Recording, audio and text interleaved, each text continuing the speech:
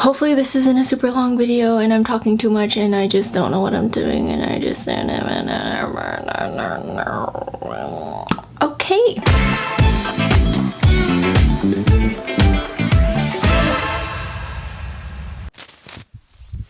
Hey babe, welcome back to my channel. In today's video, I'm going to share with you guys a little bit of my background as a nail tech, and I'm also going to share a couple of do's and don'ts in the nail industry, which I also think will apply in the beauty industry and possibly other industries if you like look at the bigger picture, you know what I mean? First things first, my name is Jenna. Welcome, and I am a licensed nail tech. The more professional term is a licensed manicurist in the state of California. I got licensed in the year 2013. But anyways, I have been around the block. I'm still Jenny from the block.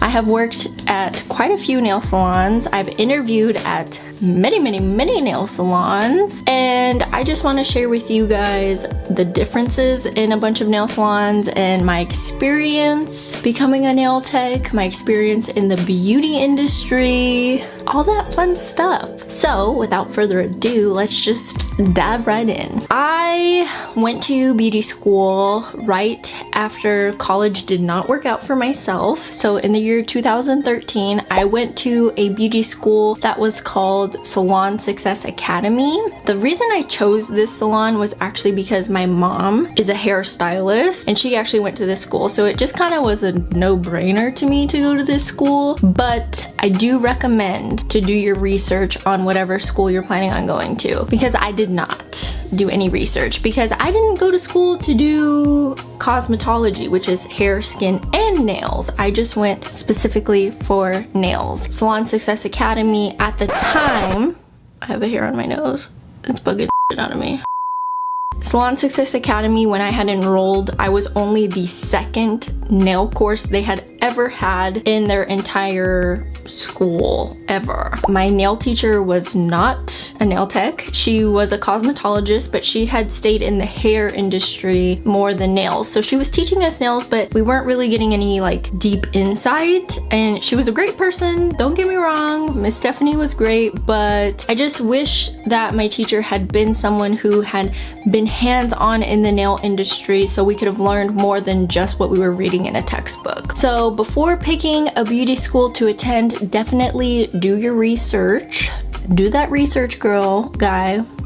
Do it. It'll be worth it in the end. Let's get into my actual resume of where I've worked, where I've interviewed, my experiences, what to keep an eye for, all that fun stuff. So when I was in school, there was actually a local salon who was primarily a wax salon. They were seeking a nail technician at the time. I don't remember what the pay situation was going to be. This was a very long time ago. I did not actually work for these people. I'll get into why I didn't. When it came down to the actual like hiring process, I realized that they wanted me to wear a uniform, which isn't a big deal by any means, but the uniform was a dress, and it was one of those dresses where like it opens up. So like you tie it inside before you add the other flap and tie it on the outside. So when you're sitting and doing a pedicure, I just felt very uncomfortable. Like, who would want to wear a dress, especially a dress like that? You know, like if you know what the dress I'm talking about, you know that's like, just seems a little odd. I just want to say, like, if you're going to work somewhere and they require a uniform, like just make sure you feel comfortable in it, because you're gonna have to wear that every day you go to work and every time you're working with a client. And I just totally did not feel comfortable wearing a cheetah print dress while doing pedicures and manicures all day long. But moving on to my next salon, the actual first ever salon I ever worked at was a hair salon where I was the one and only nail tech. I love this salon to pieces. It is Studio 700 in Corona, California. It will forever be considered a nail home to me, a hair home as well. The girls who have always done my hair there are amazing, but as a first job going into a salon like that, it's actually really difficult. I wasn't prepared. I did not have many tools or anything. I just didn't have that like people skill yet. I wasn't really like motivated. When you work in a place that's not a nail salon, people aren't just coming to that salon to get their nails done. You know, they're going to get their hair done and then they see, oh, there's a nail tech, maybe I'll get my nails done here one day, but then they might forget about you if you're not like forthcoming saying like, hey, I'm a nail tech, let me give you a free hand massage while you're getting your shampoo done or your blow dry done. If you're not that person, it's not smart to do a booth rental or a solo hair salon where you're the only nail tech or whatever the case may be. It's not really smart to do that kind of thing for your first time. My first time around at that nail salon didn't really work out so well. The second time around, we'll talk about later. My second salon that I ever worked at, which, funny story, these folks actually reached out to me. They were opening a salon off of Wilshire Boulevard in Los Angeles. They were looking for nail techs and they reached out to me, saw my work online. I was like, oh my god, a salon in LA wants to talk to me. Like, I'm just so cool. I only worked there on Saturdays and Sundays, and I had an hourly wage, and it just did not work out for me. Because I just didn't really trust the owners. I felt that they were keeping some of the tech's tips and they weren't really like keeping track of the money, and it wasn't really working out. So I ended up just kind of like dumping that nail salon. I really hope this is not coming across as me being like, I'm just genuinely trying to share my experiences with you guys because I've experienced quite a bit. I apologize if it's coming across like I'm just being like snooty patooty about these salons, but like I said, I've been around the block. I'm still Jenny from the block. Many years later, I was working in Los Angeles at an airport, so I decided to get a nail salon job in Los Angeles, where I actually did work at LAC. If you've watched my other videos, you've known that I have worked at LAC Nail Bar, and I really enjoyed it. So at LAC Nail Bar, let me just say the owners are probably one of the few owners where I felt really appreciated. When you work for them, you get paid commissions. I believe you start out 60-40, so you get 60% of the commission and they get 40% of whatever service you're doing. And then whatever tips you get automatically goes to you. And they have an ATM there, so tips have to be cash. And so you always get your tips. That way they're not being held accountable for making sure you have your tips, which, if you remember, in that one salon that I worked at in LA, that wasn't the case. I believe if you work for them after like a probation period, they give you a bonus. They do really awesome things during Christmas for their employees. For your birthday, they celebrate your birthday. Like, they all around just really do care about you as an employee. And it's really awesome working in a place like that because it's a well-known nail salon. So people are always coming in, so you're always busy, you're always getting clientele. After LAC Nail Bar, come a couple years later, I went to work at a place called Gems Nail. I think it was Gems Nail Bar. I don't even know what the name was because they aren't even open anymore. So I worked an hourly wage, and I also got commission once a month at the end of the month, I think, and it was like very little commission. I think I only got like 5 or 10%. I can't even remember. This was years and years and years ago. I will say this, at Gems Nail Bar, this was the only nail salon that I worked where I actually pushed myself further, because the nail techs there were just so well educated in what they were doing that they pushed me to try to learn things. So I had never pushed myself to do acrylics. I always stuck to gel manis and pedicures. That was it. And working at Gems Nail Bar, these wonderful nail techs actually pushed me to learn to do acrylics. Shout out to Cynthia, who taught me to do acrylics, because I probably never would have done it if it wasn't for her. Working a small hourly rate plus a very small commission rate, it just wasn't worth it for me. It wasn't worth it for a lot of techs. You decide what works for you. I'm just, again, sharing my knowledge with you guys, okay? After Gems, I did apply to work at quite a few nail salons with a fellow colleague of mine. We applied to work and did like a little trial interview where like we practice everything their method way. Oh my gosh, I feel like I'm talking out of my ass right now. But we ended up doing a trial interview for a place called Base Coat in Los Angeles. And it was a really fun, hip area. The building next to us was actually the Museum of Ice Cream. Like, it was such a cool area. The salon was beautiful, or is beautiful. It's still there. But they do not do any acrylics. I don't even think they do hard gel. They literally only do organic gel manis and pedicures, and they are expensive. Like, ridiculously expensive. And a lot of the girls at the time, remember this is at the time, everything could be different at these nail salons or hair salons, whatever now, but at the time they had no one who was doing nail art, which is why they really were interested in me and my friend Jasmine, because we were doing nail art and stuff. Manis and pedis were organic and 7 free or 5 free, whatever, and it was like a great, beautiful salon. I just didn't foresee it working out. Like when we were in there, it wasn't very busy. I don't know if it was just that day. Something inside me just couldn't say yes. I wanted to do acrylic, I wanted to do crazy designs, I wanted to do stuff. Like there were products that we would use and we would be like, hey, can we bring in this product for whatever gel? And they would say no, because it's not organic, it's not 5 free, whatever. So I was just like so out of my comfort zone with the products I was used to using. Anyways, after base coat, I ended up working at another place, which I actually knew the owner who used to work at LAC, which was super small world for me. This was a salon where they would actually pay you like $100 a day, and if your commission for that day was more than $100, then you would get your commission. So in a way that actually was really nice. I actually appreciated that because I knew going to work I was gonna make $100 no matter what. But it was a new salon, it was in an area I had no idea, so a lot of my previous clients didn't want to travel that far, so I really didn't know anyone in the area. It just ended up not working out for me, so I ended up going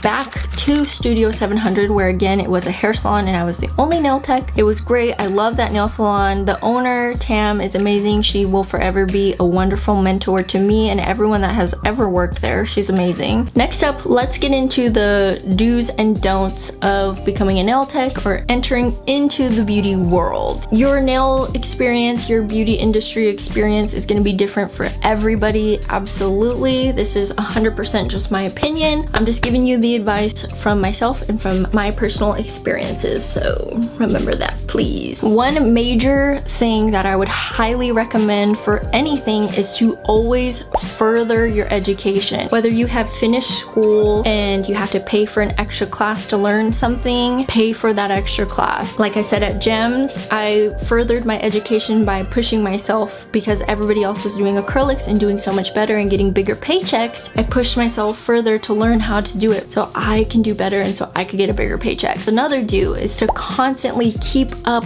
with the trends. If you are staying in your bubble, you're never gonna grow. And that's something I learned the hard way working at Studio 700 the first time, is because I wasn't pushing myself to grow and learn more stuff to keep up with the trends. I was just literally plateauing in my career. And that's why I chose to go to Los Angeles nail salons, because that's where all the trends were. And I pushed myself and I learned how to apply Swarovskis and stuff. I couldn't learn that stuff where I was. Practice, practice, practice. Like that is number one. You are gonna make mistakes throughout your career. In order for you to grow and get better at whatever you're learning, you're gonna have to just practice and practice and practice. Practice literally makes perfect. Just based off my experience, I do recommend trying to work at different types of nail salons, whether it's a hair salon, a nail salon, an hourly wage, commission, just to see what works for you. Because for me, I'm thankful that I chose all of these different salons to work at because they all had different pay rates, they all had different clienteles. That way I really came at the end of the day to see like, this is what I like, this is what works for me. Take your time working at different nail salons to just see what works for you. Sometimes you outgrow a salon and then you just want to find something different, and that's when you can see what works better for you as a nail tech or whatever you're doing. Now for the don'ts. My number one don't, probably in anything in the beauty industry, is don't feel like you have to buy everything at once. Inventory is a big key of you being successful as a nail tech or a hair gal, whatever you are. You really don't need to put yourself in debt in the beginning, and that's why it's good to work at other nail salons where maybe they already have the inventory there and you can just gradually grow your personal inventory until you're ready to go solo. Also, like I said earlier when it came to school, is do your research. Do your research in everything you're gonna buy. I always felt like I needed to buy the most expensive name brand, whatever it was I was looking for, and I highly regret that. I bought the Valentino because everybody loved Valentino. I wish I had bought a cheaper dust collector because the Valentino is great, don't get me wrong, but I could have saved half the money and gotten one that works just as good. Look at reviews, look at comments on whatever product you're looking for, because that will really help you and save you in the long run. Also, don't compare yourself to other nail techs, or if you're a hairstylist, don't compare yourself to other hairstylists. You can be inspired by them and say, wow, I want to be at her point or his point one day, but don't compare yourself to them. You know, everybody is at a different level than you, and there is always going to be someone better than you. I hate to say it, but it's the truth. Tough love here in the Babe Gang. If you want to be highly inspired by someone to help motivate you to do better, do that by all means, but don't bring yourself down by comparing yourself to anybody, because that's just not good for you. It's not good for your career. It's not good for your business. So just don't do it.